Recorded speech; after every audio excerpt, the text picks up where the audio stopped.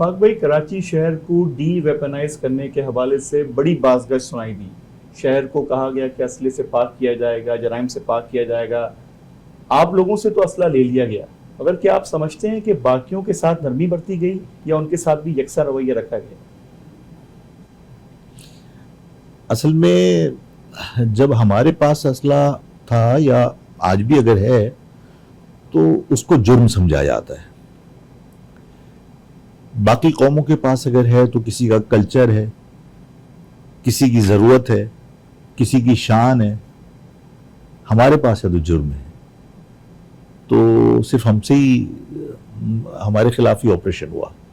बाकी तो तमाम लोग जो है वो मतलब उनके पास वेपन होना वो जस्टिफाई करता है उनकी ज़रूरत के मुताबिक, उनके कल्चर के मुताबिक, उनकी शान के मुताबिक।